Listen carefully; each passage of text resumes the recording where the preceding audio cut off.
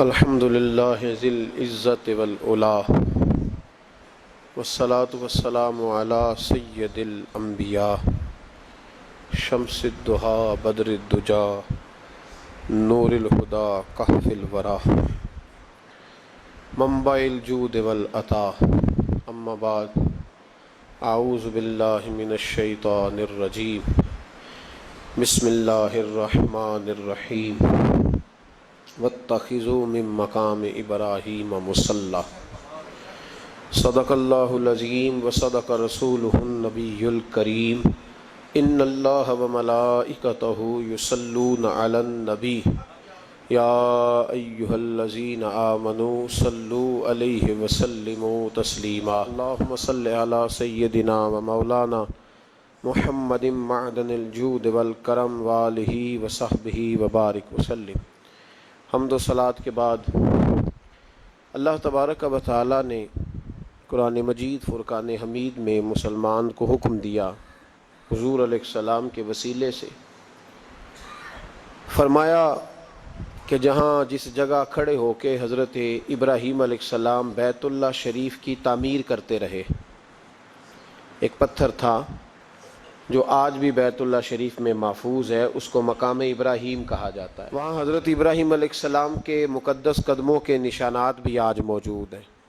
فرمایا اس طرح کریں واتخذوا من مقام ابراہیم مصلی، اے محبوب اپنے غلاموں سے فرمائیں کہ ابراہیم کے کھڑے ہونے کی جگہ کو اپنے لیے مصلی بنا لیں، وہاں نماز پڑھا کریں۔ اس جگہ پہ سورہ بقرہ کی آیت نمبر 125 ہے۔ یہاں اگر آج کوئی شخص کونے میں سے کہتا کہ جہاں اللہ کے نبیوں کے قدم لگیں وہاں نماز پڑھنی چاہیے تو لوگ پریشان ہو جاتے۔ میں نے دیکھا ہے لوگوں کی سنجیدگی کو ٹھیس پہنچتی، یہ آپ کیا کہہ رہے ہیں؟ لیکن کھلا حکم، یہ بہت بڑی بات ہے، اگر آپ اس پہ تھوڑی دیر غور کریں، بہت ہی بڑی بات کہ فرمایا جہاں میرے نبی کے قدم لگے واتخذوا من مقام ابراہیم مصلی، تم اس جگہ نماز پڑھا کرو۔ حضرت عتبان بن مالک رضی اللہ تعالیٰ عنہ نے بھی کہا تھا، صحیح مسلم ہے، عرض کی یا رسول اللہ صلی اللہ علیہ وسلم کبھی میرے گھر بھی تشریف لائیں۔ تو حضور علیہ السلام تشریف لے کر کے گئے، فرمایا بتا کیا کروں؟ عرض کی حضور کسی جگہ 2 رکعتیں پڑھ دیں، میں جب تک زندہ رہوں گا وہاں نماز ہی پڑھتا رہوں گا۔ ساری زمین پہ نماز ہوتی ہے کہ نہیں؟ تو اس کونے میں پڑھنے کی کیا ضرورت ہے؟ کیا ضرورت؟ آج میوزیم بنانے کا شوق پوری دنیا پہ ہے کہ میوزیم ہونے چاہیے، عجائب گھر ہونے چاہیے، کسی کی تلوار، کسی کے زرہ، کسی کے گھوڑے پر لگا ہوا جو ہے وہ زین لوگوں نے رکھا ہوا ہے، کجاوا رکھا ہوا ہے، لوگوں نے مختلف چیزیں سنبھال کے رکھی ہیں، پر ہماری سمجھ میں نہیں آتا کہ حضرت حلیمہ سعدیہ کے مکان سے لوگوں کو کیا اختلاف ہے۔ یہ بات سمجھ میں نہیں آتی کہ رسول اللہ صلی اللہ علیہ وسلم نے جس کنویں سے پانی پیا اس پر پابندی لگانے کا کیا مطلب ہے؟ نبی پاک صلی اللہ تعالیٰ علیہ وسلم جس درخت کے سائے میں بیٹھتے رہے ان درختوں سے لوگوں کو بچانے کا کیا مطلب ہے؟ او بھائی، جس جگہ حضرت سیدنا ابراہیم کے قدم لگے وہاں اگر نماز پڑھنا اللہ کا حکم ہو سکتا ہے تو جن دیواروں پہ میرے نبی کا پسینہ لگے، مسجد نبوی کی جن دیواروں پہ حضور کے دست مبارک لگے، اس جگہ کوئی برکت ہی کوئی نہیں، اس میں تبرک ہی کوئی نہیں۔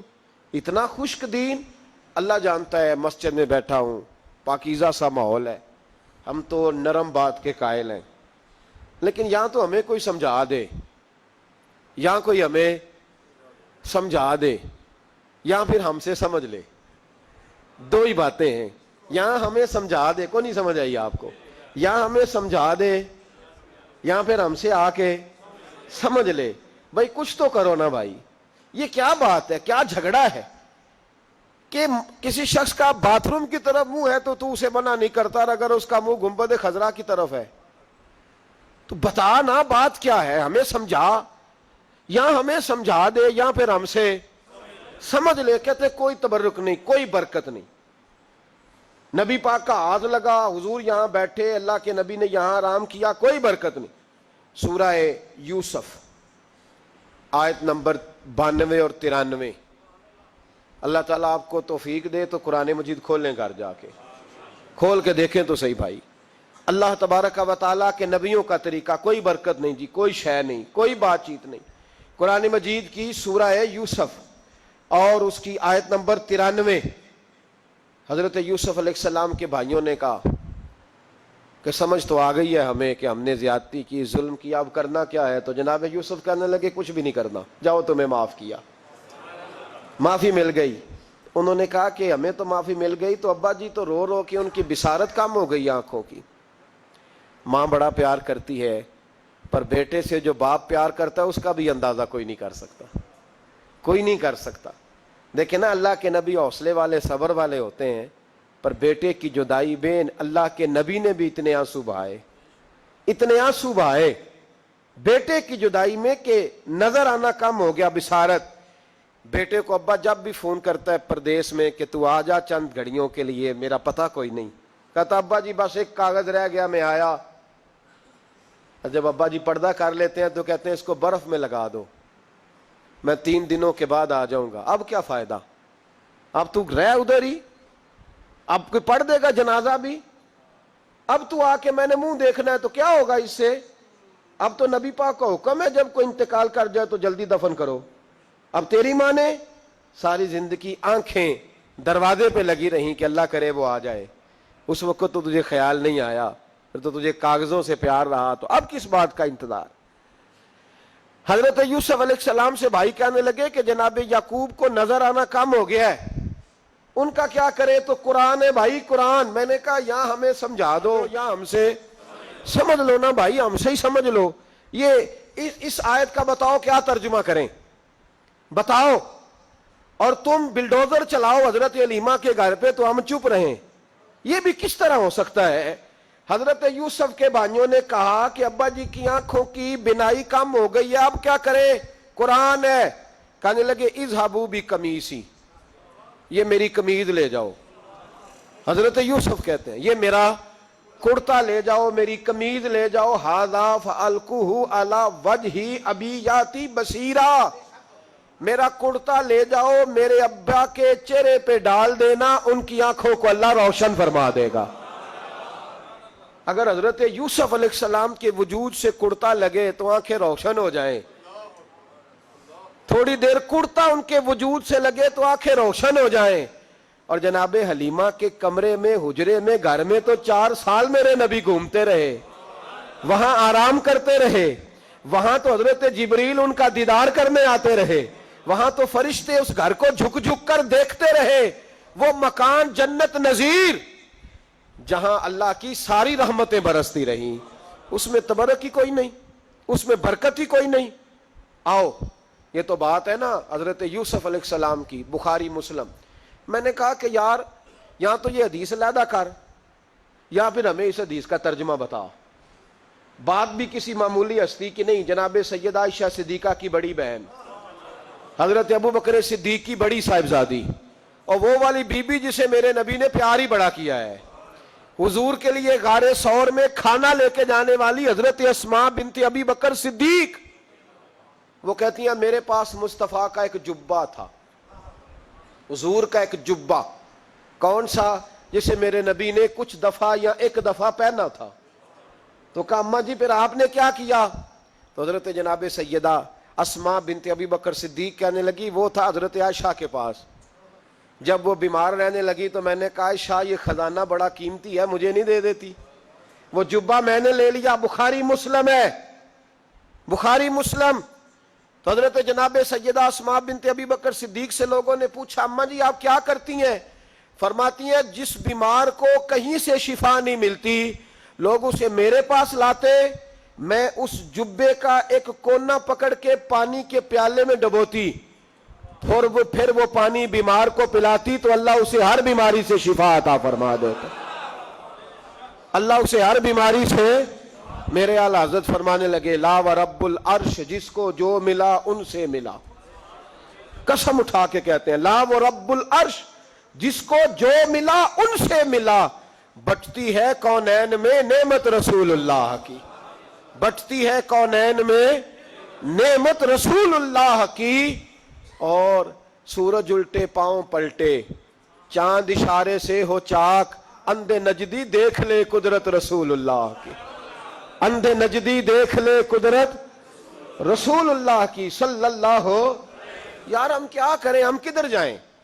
تو خطبہ پڑھتا ہے وہاں بیٹھ کر کے، یہ ادھر نہ جاؤ، کوئی برکت نہیں، معافی برکت، ادھر ہم کیا کریں؟ اچھا یہ تو بات تھی نا شفا کی، حضرت سہل بن سعد رضی اللہ تعالیٰ، یہ بھی بخاری ہے، یہ بھی بخاری ہے۔ حضرت سہل بن سعد کہتے ہیں ایک بی بی حضور کی بارگاہ میں آئی، اس نے آ کے حضور کی خدمت عالی مرتبت میں عرض کی، حضور میں جب بھی آتی ہوں کرتا یہی پہنا ہوتا ہے آپ نے، یا رسول اللہ صلی اللہ علیہ وسلم، اور اس کو تو اتنے پیوند لگے ہیں کہ گنے نہیں جاتے، تو حضور اگر اجازت دیں تو ایک کرتا نہ بنوا لوں آپ کے لیے؟ تو حضور نے فرمایا بنوا لے۔ وہ بی بی کرتا بنوا کے لائی، اس نے بڑی محبت سے بنایا۔ اس زمانے میں جو کوئی نقش و نگار ہوتے تھے اس نے سجائے اپنے انداز میں، اب اس نے پیار سے بنایا، محبت سے بنایا، یہ بھی باتیں صحیح ہیں، پر اصل جملہ جس سے مزہ آئے گا وہ یہ ہے، وہ آندھی ہے میں بڑی ریج نہ بنایا، میں بڑی، اب اس میں جو درد ہے وہ میں اردو کا جملہ ڈھونڈ کے لاؤں تو ملتا نہیں مجھے، کہتی ہے میں ریج نہ بنایا، تو محبوب پاک کی بارگاہ میں لا کے تھال میں پیش کیا، حضور کی بارگاہ میں تھال میں۔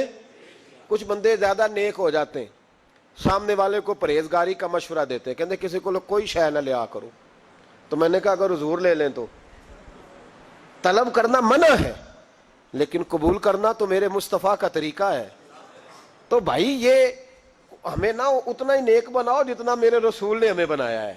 دو قدم آگے بڑھ کے کچھ لوگ مشورے دیتے ہیں، یہ مشورہ درست نہیں۔ نبی پاک نے فرمایا تو کسی سے طلب نہ کر، لیکن اگر کوئی تیری طرف تحفہ بڑھائے تو اسے قبول کر، محبت میں اضافہ ہوگا۔ جب حضور قبول کرتے ہیں جو کائنات کو بانٹتے ہیں، تو پھر تو دوسرے پہ کیسے پابندی لگا سکتا ہے؟ میرے رسول کریم علیہ السلام کو اس نے پیش کیا، کہا حضور قبول کر لیں، حضور نے قبول کیا۔ اب حضور اس کا چہرہ دیکھنے لگے، مسکرا کے فرمایا تیرا دل کرتا ہوگا میں پہن کے بھی دکھاؤں، بے خبر ہو جو غلاموں سے وہ آقا کیا ہے، تیرا دل کر رہا ہوگا پہن کے دکھاؤں، تو کہا حضور دل یہی کرتا ہے، میں ٹھہر میں پہن کے آیا، قربان جائیں کیا اندازے۔ اچھا یہ سب کا نصیب بھی نہیں، یہ تبرک لینا، برکت لینا، لے کے آنا، یہ سب کا نصیب۔ آدم چشتی کئی دفعہ بڑی بڑی بات کر جایا کرتے تھے، کہنے لگے ایسا کوئی محبوب کہیں ہوگا نہ کہیں ہے، بیٹھا ہے چٹائی پہ مگر عرش نشیں ہے، اور کہنے لگے ایسے ہی لوگ کہتے ہیں میں مدینے نہیں گیا، میں حاضری نہیں دیتا، میں درود نہیں پڑھتا، کہنے لگے ہر ایک کو میسر کہاں اس در کی غلامی، ہر ایک کو میسر کہاں اس در کی غلامی، اس در کا تو دربان بھی جبریل امی ہے، ہر ایک کو میسر کہاں، بھائی تو ایسے ہی کہہ رہا ہے میں گیا نہیں، ہر ایک کو میسر کہاں اس در کی غلامی، اس در کا تو دربان بھی۔ ایک جگہ کہنے لگے تمہارے رخسار کی تجلی تجلی نور سرمدی ہے، یہ مہر و ماں کی ضیا نہیں ہے، تمہارے چہرے کی روشنی ہے، وہ جلوہ ذات ذات حق سے جو سب سے پہلے جدا ہوا تھا، وہی بنا کشور رسالت، یہ چار سو جس کی روشنی ہے، جو ہم بشر ہیں تو وہ بشر کیوں، جو وہ بشر ہیں تو ہم بشر کیوں، یہ راز ہے ایک، اسے وہ سمجھے جسے حقیقت سے آشنی، جسے حقیقت سے آ گئی ہے۔ اور پھر آدم چشتی کہنے لگے زمانہ حیران کہ ایک بشر لا مقام پہ پہنچا تو کیسے پہنچا، زمانہ حیران ایک بشر لا مقام پہ پہنچا تو کیسے پہنچا، میں محو حیرت ہوں کہ عرش کی جاں زمین پہ کس طرح رہ رہی ہے، میں محو حیرت ہوں کہ عرش کی جاں زمین پہ کیسے رہ رہی ہے۔ تو بھائی نبی کریم علیہ السلام نے کہا تو ٹھہر میں پہن کے آیا، حضور اندر تشریف لے گئے، تھوڑی دیر کے بعد پہن کے آئے، اس خاتون کو اتنی خوشی ہوئی کہ اس کی آنکھوں میں آنسو ہی آ گئے، کہنے لگی دیکھو میرا نصیب میں بنا کے لائی ہوں، مصطفیٰ نے قبول فرمایا ہے، بڑی راضی ہوئی چلی گئی۔ حضرت سہل بن سعد کہتے ہیں قریب ایک صحابی کھڑے تھے، اور شارحین نے لکھا ہے معمولی آدمی نہیں، حضرت عبد الرحمن ابن عوف تھے، صحابہ میں سب سے امیر آدمی، اللہ اکبر، ذرا لطف دیکھیے گا، کہتے ہیں وہ قریب کھڑے تھے، جب حضور نے پہنا نا تو تعریفیں کرنے لگے، کہنے لگے سونیا کمال ہی ہو گئی ہے، محبوب کیا بات ہے۔ حضور اس کے بنانے کی محبت کی بھی کیا ہی بات ہے، پر جو اللہ نے رنگ روپ آپ کو عطا فرمایا اس کی بھی کیا ہی بات ہے۔ یا رسول اللہ اتنا پیارا لگ رہا ہے، اتنا پیارا۔ جب کوئی زیادہ تعریف کری نا تو تعریف کرنے والوں کی بھی اپنی اپنی نیتیں ہوتی ہے نا، جب زیادہ ہی تعریف کی تو حضور نے فرمایا تجھے پسند آ گیا دے دوں، وہ پسند آ گیا تجھے۔ کچھ بندے سیانے ہوتے ہیں، پتا ہوتا ہے جو مرضی پہ آکھے دھیان ہی نہیں کرتا، جنہ مرضی تعریف کرو وہ کہتے تو لگا رہو مجھے پتا ہے تو کی پیار ہے، تو کہا پسند آ گیا ہے یا رسول اللہ بڑا، تو فرمایا چاہیے، کہا حضور مہربانی ہو جائے تو کیا ہی بات ہے۔ سرکار اندر گئے، وہ پرانا کرتا دوبارہ پہنا، اور میرے رسول پاک علیہ السلام نے اس کرتے کو اتارا، بخاری پڑھ رہا ہوں، اور نبی پاک نے لا کے دیا، فرمایا چل یار وہ بھی راضی ہو گئی یا تو بھی راضی ہو جا، تو دونوں ہی راضی ہو جائیں، وہ بھی راضی ہو کے گئی تو بھی راضی ہو کے جا۔ اس کو دیا، حضور چلے گئے، صحابہ بعد میں اس صحابی کے پیچھے کہنے لگے یار تو تگڑا بندہ ہے، تجھے ضرورت ہی نہیں تھی، اور حضور علیہ السلام نے بڑی مشکل سے قبول کیا۔ حضور تو کسی کی طرف توجہ ہی نہیں کرتے، طلب ہی نہیں کرتے، یہ والا خیال ہی، اور اگر آج حضور نے قبول کیا اور اتنا پیارا لگا تو تجھ سے برداشت ہی نہیں ہوا، کس طرح کا آدمی ہے تو۔ جب لوگ اس کے گرد اکٹھے ہوئے تو حضرت عبد الرحمن ابن عوف کی آنکھوں میں آنسو آ گئے، کہنے لگے میرے بھولے دوستو تمہیں غلطی لگ گئی، تمہارا کیا خیال ہے میں نے ولیمے پہ پہننے کے لیے لیا ہے؟ تمہارا کیا خیال ہے شادی کی دعوت میں پہنوں گا؟ تم کیا سمجھتے ہو عید والے دن پہنوں گا؟ اور گویا اپنی داڑھی کو پکڑ لیا، کہنے لگے دیکھو بال سفید ہو رہے ہیں، پھل پک رہا ہے، گناہگار بڑا ہوں، اگرچہ بدر میں بھی گیا ہوں، احد میں بھی تلوار اٹھائی ہے، مال بھی دیا ہے، ہر جگہ گیا ہوں، پر کسی عمل پر بھروسہ نہیں۔ یہ کرتا حضور کے جسم سے لگ گیا ہے، اب اسے سنبھال کے رکھوں گا، اور مرتے وقت وصیت کروں گا گھر والوں کو کہ جب میں مروں نا تو اس کرتے میں مجھے کفن پہنا دے۔ مجھے امید ہے جب حضور کا کرتا پہن کے قبر میں جاؤں گا تو رب کے فرشتے مجھ پر عذاب نہیں دیں گے بلکہ بغیر حساب کتاب جنت عطا فرما دیں گے۔ حضرت یوسف کا کرتا تو شفا دیتا ہے نا، اور میرے محبوب کا کرتا دوزخ سے بچا کے جنت عطا کرتا ہے۔ یہ صحابہ کا عقیدہ ہے۔ کس کا عقیدہ ہے؟ بول کے بتائیں۔ کیا کریں اس حدیث کا؟ اس میں برکت ہے کہ نہیں؟ کوئی بندہ کہہ دے کہ بیر روما پہ کیوں جاتے ہو، وہاں تو کوئی برکت نہیں، گارے 100 روپے کیا لینے گئے؟ بھئی تھوڑی دیر کے لیے جو کرتا حضرت یوسف علیہ السلام کے وجود سے لگے اس میں تو برکت ہے، اور جس غار میں 3 دن حضور بیٹھے رہے برکت ہے کہ نہیں؟ مولوی ساری انرجی اوتھے لا چھڑن لگا ہے، امت کو لڑاتا ہے، اختلاف کراتا ہے، جہاں جا کے پیار ملنا چاہیے تھا، جہاں جا کے پیار۔ ایک شخص کو میرے سامنے کہہ رہا ہے تو شرک کر رہا ہے، میں کہ بیچارہ 3-4 لاکھ روپیہ لا کے تے شرک کرنا ہے، یہ مشرک تھا جو یہاں آ گیا ہے۔ کچھ سوچ سمجھ کے بات کرو، تم سے مسلمان تو آج تک ہوا نہیں، اور ہر وقت 15-20 لاکھ آدمی ایک جمعے میں مشرک کر دیتے ہو۔ یہ بیت اللہ میں حج کرنے آیا مشرک تھا ہے؟ اتنا بڑا فتویٰ، اتنی بڑی تقسیم امت کی۔ یہ بوڑھا بابا جو رو رہا ہے روزہ رسول کے سامنے، اس کو مشرک کہہ دیا تم نے۔ یہ بوڑھی اماں جس سے چلا نہیں جاتا، کمیٹیاں ڈال ڈال کے مدینے آئی، اور تم نے کہہ دیا کہ مشرک ہے تو، حضور کے دروازے پہ روتی ہے۔ اتنا بڑا ظلم۔ یاد رکھو اگر صحابہ حضور کے کرتے کا دھون پیئیں تو انہیں شفا ملے تو شرک نہیں ہوتا، بلکہ بریلی کے امام کہتے ہیں جس کے تلووں کا دھون ہے آب حیات، کہتے ہیں ہمیشہ کی شفا ملے گی، آب حیات، موت ہی نہیں آئے گی۔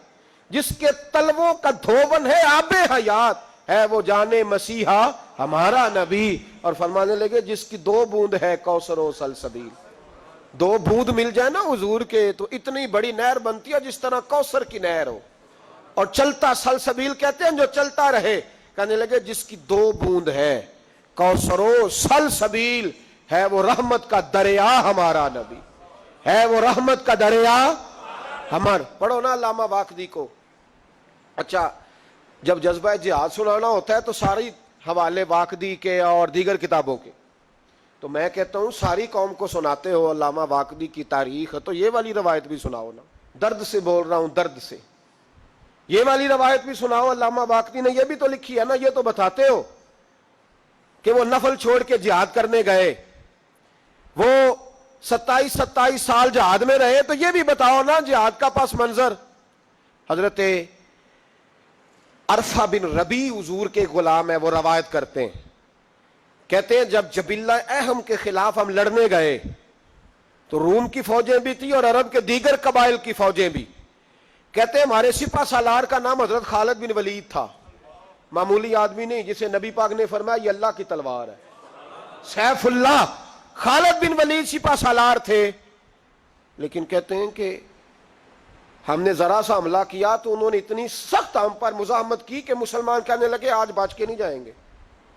کہتے ہیں ہم سارے حضرت خالد بن ولید کے قریب گئے، یہ کوئی ہم نے نہیں حوالہ لکھا، یہ تاریخ اسلام، ان کو سارے مسالک پڑھتے ہیں، کہا حضرت خالد بن ولید سے کہ حضور مسئلہ کیا ہے، کسی جنگ میں پیچھے نہیں اٹھے، آج کیا ہوا؟ جناب خالد بن ولید کہنے لگے میری ٹوپی گھر رہ گئی ہے، میری کوئی نہیں سمجھ آئی آپ کو، میری، تو انہوں نے کہا حضرت صاحب ٹوپی ہم سے لے لیں، کہنے لگے وہ والی نہیں میرے والی رہ گئی ہے۔ کہا ٹوپی کا جنگ سے کیا مطلب ہوا، تلوار سے کیا مطلب ہوا؟ تو آپ فرمانے لگے میں نے اپنی ٹوپی میں نبی پاک کے 3 بال مبارک سیے ہوئے ہیں، 3 منہ مبارک، امت غور کرے اس بات پر، 3 منہ مبارک کے ٹوپی کے اندر سیے ہوئے۔ فرمانے لگے تلواریں تو سب کے پاس ہیں، مجھ سے بہادر بہادر سیانے بندے بھی ہیں، پر جب میں حضور کے منہ مبارک سر پہ رکھ کے میدان میں نکلتا ہوں تو فرمایا پھر اللہ مجھے ہر میدان میں کامیابیاں عطا فرماتا ہے۔ یہ نظریہ دیکھو، عقیدہ دیکھو، تبرک کی کوئی نہیں، برکت کی کوئی نہیں، کہاں بیٹھ کے دین پڑھا، یا ہمیں سمجھا لو یا پھر ہم سے ایک کام ضرور کرو بھائی، ایک طرف تو آؤ نا۔ حضرت خالد بن ولید کہنے لگے ٹوپی رہ گئی ہے، صحابہ دلیری دینے لگے کچھ نہیں ہوتا، قربان جائیں۔ حضرت ابو عبادہ بن جراح کہتا ہے میں مدینے میں سویا ہوا تھا تو نبی پاک مجھے خواب میں ملے، حضور نے فرمایا میرے خالد کے گرد فوجیں چڑھ گئیں، تو یہاں سویا ہوا ہے، اٹھ پکڑ بندے چل پہنچ میدان میں۔ کہتے میں نے، حضرت ابو عبادہ بن جراح کہتے ہیں میں صبح اٹھتے ہی میں نے لشکر تیار کیے، گھوڑے دوڑائے، مدد کے لیے نکلے۔ جب ہم رستے میں جا رہے تھے تو ایک ہمیں نوجوان ملا گھوڑے پہ، سر پٹ گھوڑا دوڑا رہا ہے اور بڑی اس کی تیزی ہے، کہتے ہم نے آواز دی تو اس نے اور تیز کر دیا، حضرت خالد بن ولید کے میدان کے قریب پہنچ گیا۔ کہتے میں نے 2 سپاہی دوڑائے، میں نے جا کے کہا اسے روکو کون ہے؟ کہتے ہیں جب ہم قریب گئے نا اس نے کہا پیچھے ہٹ جاؤ قریب نہ آنا۔ کہتے ہم نے کہا تو کون ہے؟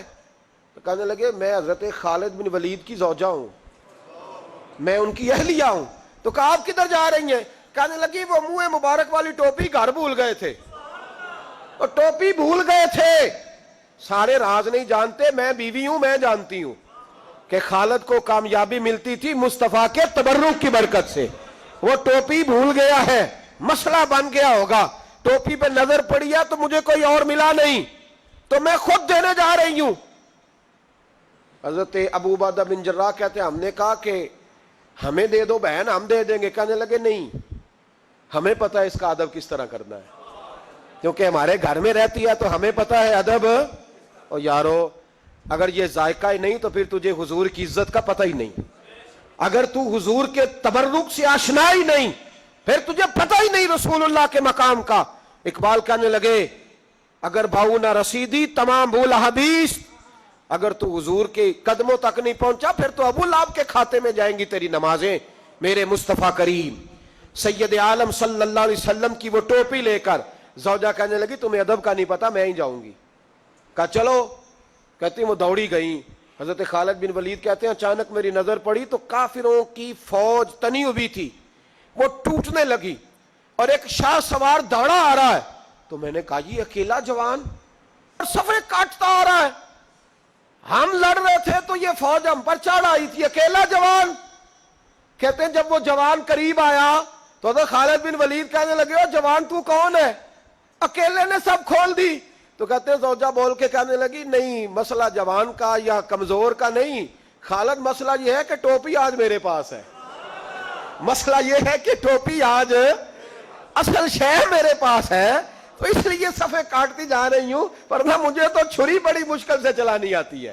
ٹوپی آج میرے پاس ہے، یہ ہے ارض جنت، یہ طیبہ کی زمین ہے، جنت بھی یہی، مال کے جنت بھی یہی ہے، یہ میرے محبوب پاک کے تبرک کی برکت ہے۔ حضرت خالد بن ولید رضی اللہ تعالیٰ عنہ کو زوجہ کہنے لگی ٹوپی آ گئی ہے، ٹوپی آئی ہے تو سمجھ لو فتح بھی آ گئی ہے۔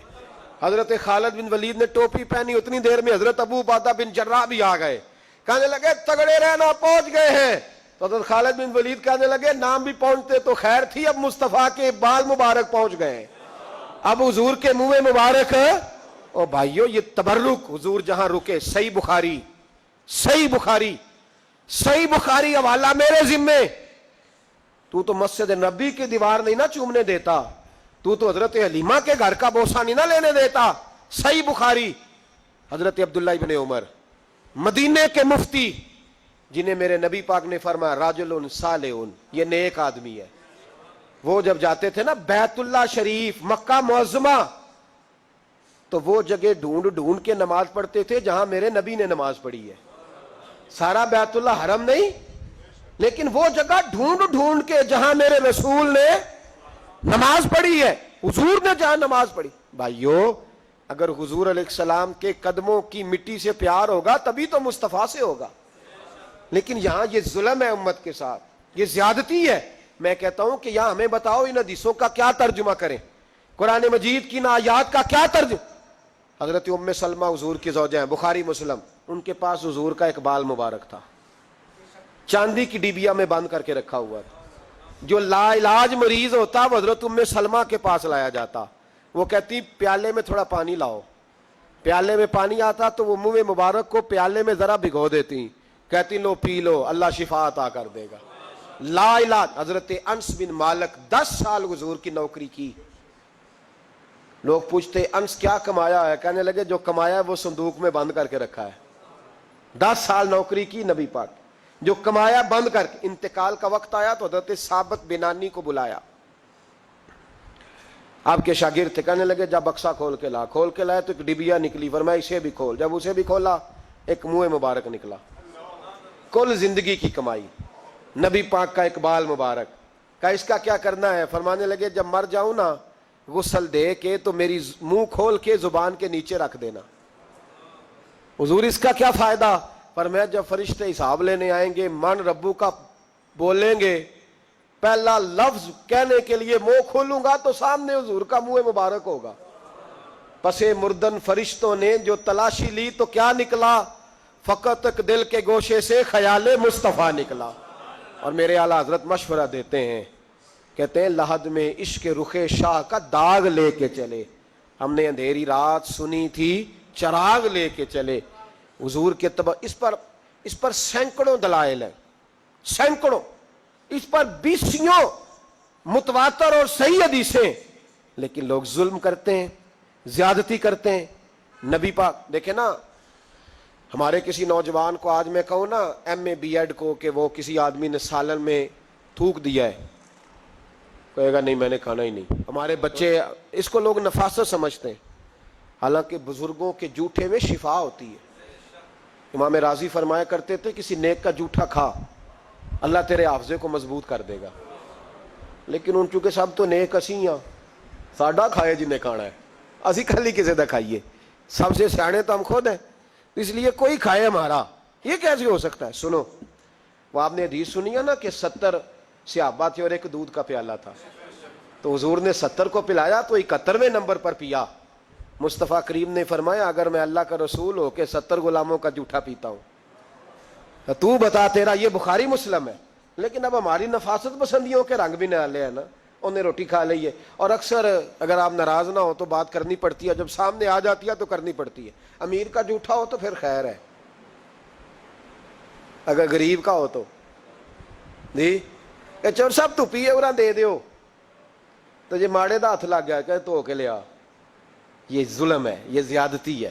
اس کا مطلب ہے نفاستیں بھی اب دولتوں سے آئیں گی، دولت سے آئے گی، معاذ اللہ۔ بہرحال عنوان نہیں، حضرت جابر بن عبداللہ رضی اللہ تعالی अन्हु, बुखारी मुस्लिम है। कहते हैं जब खंदक की जंग हो रही थी ना, गुर्बत बड़ी थी, कहत बड़ा था, सहाबा परेशान थे, दो दो तीन तीन पत्थर पेट पे बांधे हुए। मैं हुजूर को देख के घर आया तो ज़ौजा से कहा भली मानस कुछ है खाने की? कहने लगी थोड़े से जौ है। तो मैंने कहा पीसोगी तो कितनी रोटियां बनेगी? कहने लगी 2-3, 4 बन जाएंगी। कहने लगे सालन। तो ज़ौजा कहने लगी अगर वो बकरी का बच्चा ज़िबा करो तो 3-4 बंदों का सालन भी बन जाएगा। कहते मैंने उसे ज़िबा किया, बीवी से कहा तू जौ पीस। कहते मैं नबी करीम की बारगाह में हाज़िर हुआ सल्लल्लाहु अलैहि वसल्लम, हुजूर की खिदमत में। ज़ौजा कहने लगी कान में कहना हुजूर के सारे ना आए। जिस तरह लीडरों के खाने अंदर होते हैं लहदा, और जो नारे लगा रहे होते हैं ना सवेर से उन्हें डब्बा मिलता है, लेकिन वो फिर भी नारे लगाते ही रहते हैं। मुझ पे इल्ज़ाम लगने लगा है कि आप सियासतदानों को हर जुमे में रगड़ा देते हैं। तो मैं कहना उन्हें सही कर छोड़ो, फिर असी मुड़ जाने इन्हों को सियाने हो जाए। ये सियाने नहीं हो रहे, हमें बात करने की भी इजाजत नहीं। शेर कह देता हूं कि हम आह भी करते हैं तो हो जाते हैं बदनाम, वो कत्ल भी कर दे तो चर्चा नहीं होता।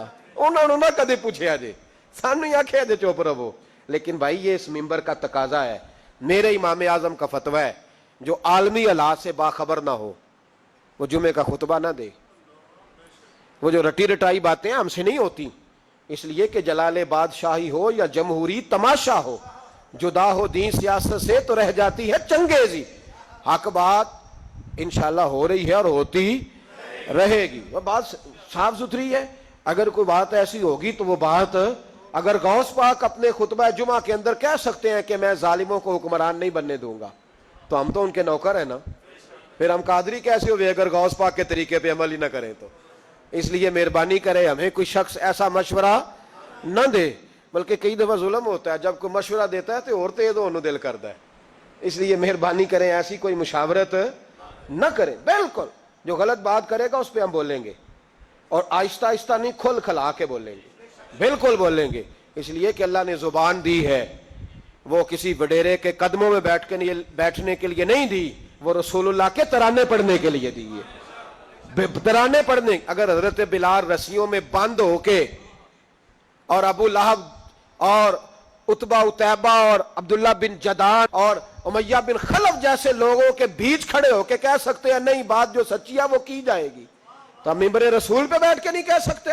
अपने भी खफा मुझसे हैं, बेगाने भी नाखुश, मैं ज़हर हलाल को कभी कह न सका कंद, मैं कहता हूं वही बात समझता हूं जिसे हक ने, अबला मस्जिद हूं मैं तौहीद का फर्जंद। इसलिए कोई शख्स ये ना समझे। हाँ ये बात अलहदा है कि हमारा सियासी एजेंडा कोई नहीं, हमारा एजेंडा रसूलुल्लाह की नौकरी है सल्लल्लाहु अलैहि। सियासी एजेंडा कोई नहीं। अल्लाह के फज़ल की मोहब्बत तो सियासत का चलन छोड़ दिया, हम अगर इश्क ना करते तो हुकूमत करते, वो बात अलहदा है। बहरहाल आम दाम बरसरे मतलब हजरत जाबिर इब्न अब्दुल्लाह रदी अल्लाह ताला अन्हु कहते हैं ज़ौजा ने कहा कान में क्या नाम? मैंने कान में जाके कहा हुजूर 2-4 बंदों की रोटी है, आ जाए खाना खा ले। वो वाला रंग नहीं था ना कि लीडरों का खाना और कारकुनों का खाना, चलो और गल कर लेने आ। पीरां दी यखनी ते रोटियां पे हो के कहते हजरत जी बीमार ने ते मुरीद लंगर खान इहदे च शिफा है। ते मैं क्या तू भी खा मार, तेनू भी शिफा हो जाएगी। तू अपने लिए उथे चूरी पकाई अंदर, ये रंग वहां नहीं था। मेरे नबी पाक सैयद आलम सल्लल्लाहु ताला अलैहि वसल्लम के कान में का हुजूर 4-5 बंदों की रोटी है। हुजूर बाहर निकले खंदक से, बाहर निकल के फरमाया चलो भाई सारे, जाबर ने खाना पकाया हमारा। हजरत जाबर कहते मैंने दौड़ लगाई, घर आ गया और मैंने कहा तुझे तेरी मार होए, हुजूर तो 1000 से ज्यादा बंदा लेके आ रहे। तो कहती तूने कहा नहीं था नबी पाक से 4-5 बंदों का है। हजरत जाबर की ज़ौजा का अकीदा सुनो। कहने लगे मैंने तो कान में कहा था, दूसरे ने सुना भी नहीं, वो तो हुजूर ने कहा सारे चलो। तो कहते ज़ौजा मुझे तसल्ली देने लगी, कहने लगी बस फिर जो नबी आ रहे हैं वो इंतजाम भी कराएंगे, जो आ रहे हैं वो इंतजाम भी कराएंगे। क्या कहा मौलाना हसन रजा ने, कलम तोड़ दिए। कहने लगे आज जो ऐब किसी पर नहीं खुलने देते, आज जो ऐब किसी पर नहीं खुलने देते, अरे कब वो चाहेंगे मेरी हशर में रुसवाई हो, दिल में हो याद तेरी कूचाए तन्हाई हो, फिर तो खलवत में अजब अंजुमन आराई हो। कहते हुजूर आए 1000 से ज्यादा का लश्कर लेके اور مجھے فرمانے لگے روٹیاں نہ پکانا، پہلے آٹا میرے پاس لاؤ، اور چولہے سے کھانا نہ اتارنا، مجھے لے جاؤ۔ کہتے ہیں میں نے سالن بھی پیش کیا، روٹیاں بھی۔ حضور نے تھوڑا سا لواب دہن آٹے میں ڈال دیا، لواب دہن، تھوڑا سا لواب دہن ہنڈیا میں ڈال دیا، فرمایا اب نکالتے جاؤ اور کھاتے جاؤ، میرا جھوٹا ہو گیا، اب نکالتے جاؤ۔ حضرت جابر ابن عبداللہ کہتے ہیں 1400 بندے نے کھایا، ہمیں نہیں پتا روٹیاں کدھر سے آئیں، اتنی برکت ہوئی پتہ نہیں کدھر سے آئی، سالن پتہ نہیں کدھر سے آیا۔ کہتے ہیں سارے سیر ہو کے کھا لیا تو فرمایا چلو بھی جاؤ جا کے کام کرو۔ مجھے فرمانے لگے اب تو بھی کھا، آ جا بچے بھی بلا۔ کہتے ہیں سب نے کھایا۔ حضور اٹھ کے جانے لگے تو فرمایا ذرا روٹیاں دیکھ، پہلے زیادہ تھی کہ اب زیادہ ہے، ذرا دیکھنا سالن پہلے زیادہ تھا کہ اب زیادہ ہے۔ تو میں نے کہا نہیں حضور پہلے سے زیادہ ہے، میرے محبوب کے تبرک میں اتنی برکت ہے۔ تو حضور کے وجود سے جو چیز لگ جائے تو اسے قیمتی نہیں سمجھتا؟ کہاں بیٹھ کے دین پڑھا ہے؟ یہاں ہمیں سمجھا لے، یہاں پھر ہم تجھے سمجھائیں، صحیح تینوں سمجھائیے تو صحیح کر کے سمجھائیے۔ ان لوگوں کو گمراہ کرتے ہو، اتنا غلط نظریہ، اس قدر غلط سو۔ میں نا غار ثور پہ چڑھنے لگا تو مجھے وہاں ایک نیچے صاحب مل گئے، کہنے لگے اتھے کی لین چلے ہو؟ میں کہا تینوں اسی اتھوں میں نہیں پوچھ کے آیا جدو کرو آئے ہیں، اتھوں میں نہیں تینوں پوچھنا بے لیا، تو غلط فہمی دا شکار ہے۔ کہنے لگا وہ تو حضور تو کام سے گئے تھے، اب آپ کو کیا کام ہے؟ میں کہ ایسے لئے ٹائم نہیں تیرنا گل کرن دا، اس وجہ سے کہ سانو تے غار ثور پہ یاد ہوں دیئے۔ واپس آ گئے، عام آدمی تھا، خیر وہ کہیں سے آیا ہوا تھا، اردو بولتا تھا۔ تو میں ایک عمرہ کرنے کے لیے جارانہ سے واپس آیا تو طواف ہم کر رہے تھے، وہ بھی مجھے نظر آ گیا دوڑتا ہوا۔ میں انہوں باز مار لی، میں کیا حضرت حاضرہ تے پانیاں سے دوڑیا سان تے تو کا تو چھالا ماری پھرنا ہے، او پیا ہی کولر تے جا پی رام کر جا کے۔ کہندے نہیں انہاں دی ادا تے ادا کرنی ہے۔ تو میں کہا اگر تو حضرت حاجرہ دی ادا کرنی تے اسی حضرت ابو بکر صدیق دی ادا کرنی ہے۔ عجیب آدمی ہے بھائی تو، عجیب بات ہے، لوگوں کا فلسفہ اپنا اپنا، اور پھر پکڑے ہم کہ اس بندے کو جو جواب نہ دے سکے۔ ایسا نہ کرو، یہ زیادتی ہے، امت کو اکٹھا کرو، اتفاق۔ یہ مجھ سے سوال کئی جمعے سے ہو رہا تھا، میں اصل میں نا ان موضوعات کو چھیڑتا نہیں، میری طبیعت اور ہے، لیکن کوئی بندہ یہ نہ سمجھے کہ ہمیں جواب نہیں آتا۔ یہ سوال اٹھا تھا، کوئی یہ نہ سمجھے کہ ہمیں جواب اللہ کے فضل سے، اللہ کے فضل سے۔ یہ قرآن مجید پڑھا ہے، یہ مسجد ہے، یہ جمعے کا دن ہے، ہم بات صرف وہ کرتے ہیں جس میں ضمیر اجازت دیتا ہے، اس لیے کہ سدا تو نہیں نہ رہنا، پتہ نہیں صبح اٹھ سو کے اٹھنا ہے کہ نہیں اٹھنا، تو قوم کو گمراہ کر کے دین کے نام پہ جانا کدھر ہے؟ اس لیے بھائی خیال ہوتا ہے کہ تم لوگوں کو خراب نہ کرو، ہم تو چاہتے ہیں امت اکٹھی ہو جائے، لیکن یہ ظلم کرتے ہو، جب چھیڑو گے کسی کو تو پھر تو اس کا حق بنتا ہے نا وہ بولے، تو چھیڑا جاتا ہے۔ تھوڑے دن ہوئے حضرت حلیمہ سعدیہ کا سارا گھر گرا دیا، بلڈوزر چلا دیا، کہنے لگے یہاں لوگ آتے ہیں تو شرک ہوتا ہے۔ اور میں نے کہا جہاں اللہ کریم نے توحید پھیلانے کے لیے رسول کو بھیجا، 4 سال جہاں نبی پاک رہے، وہاں کیسے شرک ہو سکتا ہے؟ کس طرح کی تو بات کرتا ہے؟ بہرحال جہاں میرے نبی پاک بیٹھ جائیں وہ جگہ برکت والی ہو جاتی ہے، اس جگہ کو چومنا مسلمان کا ایمان ہے، اس جگہ پہ سجدہ کرنا مسلمان کا ایمان ہے، اس جگہ بیٹھ کے تبرک حاصل کرنا یہ مسلمان کا۔ میں تو پہلی دفعہ ریاض الجنت میں داخل ہوا تو میرے ساتھی کہنے لگے کیا ہوا؟ میں کہا ادھر آؤ، لوکاں نو اگے جا کے ملنی، سانو ایتھے ہی لب گئی جے، روضہ تم من ریاض الجنہ، بار حدیث لکھی ہے، حضور نے فرمایا جو یہاں آ گیا وہ جنت میں آ گیا۔ یہ ہے ارض جنت، یہ طیبہ کی زمین ہے، جنت بھی یہی، مال کے جنت بھی یہی ہے۔ ایک بات اور کرنی ہے، بڑی ضروری ہے، میری بھی اور آپ کی بھی ذمہ داری ہے، اس کو بھی ضرور کرنا چاہتا ہوں، سن لیں۔ محمود غزنوی نا گزر رہے تھے، یہ آپ نے نا میری طرف دیکھنا ہے، یہ بات سنتے ادھر دیکھو، خاص اہم مسئلہ ہے، اس پر بڑا ضروری ہے آپ کا متوجہ رہنا۔ محمود غزنوی کہتے ہیں میرے دل میں خیال آیا کرتا تھا ہمیشہ کہ میں واقعی سبکتگین بادشاہ کا بیٹا ہوں یا معاذ اللہ میرا باپ کوئی اور ہے، اور ایک خیال مجھے آتا تھا کہ قیامت واقعی قائم ہوگی، شک رہتا، اور تیسرا میرے دل میں خیال آتا تھا کہ یہ مولوی بیچارے کمزور سے ہوتے ہیں، تو حدیث پاک میں آتا ہے کہ علماء نبیوں کے وارث ہیں، تو یہ واقعی حدیث سچی ہے یا مولویوں نے اپنی شان کے لیے بنا لی ہے؟ کہتے شک تھے 3، میں کہتا نہیں تھا کسی سے، پر دل میں رہتے تھے۔ تو ایک دن میں ہندوستان کی ایک گلی سے گزر رہا تھا، تو دین کا ایک طالب علم نے کونے میں بیٹھ کے، تھڑے پہ پھٹے پہ بیٹھ کے نا سبق یاد کر رہا تھا۔ اسے جب سبق بھول جاتا نا، تو ایک ہندو کھتری کی دکان تھی، اس کے اندر چراغ جل رہا تھا اور ایک چھوٹا سا روشن دان تھا، اینٹ نکلی ہوئی تھی، وہاں سے نا ایک کرن بار آ رہی تھی روشنی کی. تو وہ طالب علم جب سبق بھول جاتا تو کتاب روشنی کے آگے کرتا، عبارت دیکھتا، پھر کونے میں جا کے یاد کرتا. محمود کہتے مجھے بچے کا ذوق بڑا اچھا لگا. میں نے اسے بلایا، میں نے کہا بچے تم لالٹین کیوں نہیں خریدتے؟ تو کہنے لگا میں یتیم ہوں اور رسول اللہ کا دین پڑھنا میرا شوق ہے، مدرسے میں پڑھتا ہوں پر غربت ہے، لالٹین نہیں. کہتے میں نے اسے تھپکی بھی دی اور لالٹین بھی دی. میں نے اسے کہا 2 سپاہیوں کی ڈیوٹی لگائی، جب تیل ختم ہو جائے تم نے تیل پہنچانا ہے. محمود کہتے ہیں زندگی میں بڑی نیکیاں کی تھی پر جتنا سکون آج ملا پہلے کبھی نہیں ملا تھا. کہتے ہیں شاہ کی نماز پڑھی تو دل میرا ٹھنڈا ٹھنڈا ٹھار، پھولوں کی سیج پہ میں سویا. کہتے ہیں آج تو میرے نصیب ہی جاگ گئے، نصیب ہی جاگ گئے. کہتے ہیں سارا شہر ایسے جیسے پھولوں کی طرح مہک رہا ہے. کہتے ہیں میں کیا دیکھتا ہوں کہ خواب میں میرے رسول تشریف لے آئے، خواب میری وچ ماہی آیا تے میں گل وچ پا لئیاں باواں تے ڈر دی ماری اکھ بھی نہ کھولاں کتے پھر وچھڑ نہ جاواں.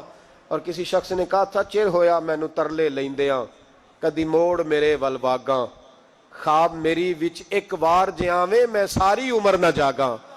کہتے ہیں حضور آئے خواب میں، ایک جملہ حضور نے کہا، ایک جملہ نبی پاک صلی اللہ علیہ وسلم نے کہا ایک، اور میرے تینوں سوالوں کے جواب دے دیے. ذرا دل کے کانوں سے سننا. کہتے ہیں محبوب فرمانے لگے او سبکتگین کے بیٹے، تو نے آج میرے ایک وارث کی خدمت کی ہے، میں قیامت کے دن تیری سفارش کروں گا. کہتے ہیں مجھے سمجھ آ گئی کہ میں سبکتگین کا بیٹا ہوں، مجھے سمجھ آ گئی کہ قیامت قائم ہوگی، مجھے سمجھ آ گئی کہ علماء نبیوں کے وارث ہیں. 101 حافظ شہید ہو گیا، 101 پھول جیسے بچے. اور جب اتحادی فوج کا، افغان اور امریکی فوج کا جب بم گرا نا تو حافظوں کے ہاتھوں میں سندیں تھیں اور ان پر لکھا تھا کہ انہوں نے قرآن پورا پڑھ لیا. ان کے ہاتھوں میں نا ان کے سروں سفید رنگ کی پگڑیاں تھیں. خبر یہ تھی کہ یہ آج رسول اللہ کے دین کے قرآن کے حافظ ہو گئے. نہ کسی نے کوئی ملی ترانہ پڑھا ہے، نہ بریکنگ نیوز رہی ہے. پشاور میں ایک سکول پہ حملہ ہوا تھا، وہ بھی پٹھانوں کے بچے تھے، یہ بھی پٹھانوں کے. فرق کیا ہے؟ میں مدرسے کا طالب علم ہوں، مجھے آج بتائے سارا معاشرہ کہ اگر میتھمیٹک پڑھنے والے مدرسے پہ حملہ ہو تو ملی ترانے بنے اور میڈیا چیخے، فوج حرکت میں آئے، اور اگر قرآن پڑھنے والا 101 شہید ہو جائے تو کوئی پرواہ نہیں. میں نے پرسوں کہا تھا کسی کا ایک شعر، میں نے وہ کہا تھا بھیج خدا عیسیٰ کو اب نازل کر دے مہندی کو، بھیج خدا عیسیٰ کو اب نازل کر دے مہندی کو. دیکھ دجال آزاد ہوئے اور پھولوں کے کیا حال ہوئے. کوئی نہیں بولا. 17 جنازے کشمیر کے ایک دن اٹھے ہیں، 17. امریکہ کا کتا بھی مر جائے تو اسلامی ملکوں کے وزیر اعظم پہنچ جاتے ہیں کہ وہ کہیں دہشت گردوں نے تو نہیں مار دیا. مجھے کو بتائے تو صحیح، کشمیری دہشت گرد ہیں، افغانستان والے دہشت گرد ہیں، سب سے بڑا دہشت گرد وہ ہے جس نے قرآن پڑھنے والوں پہ حملہ کیا ہے.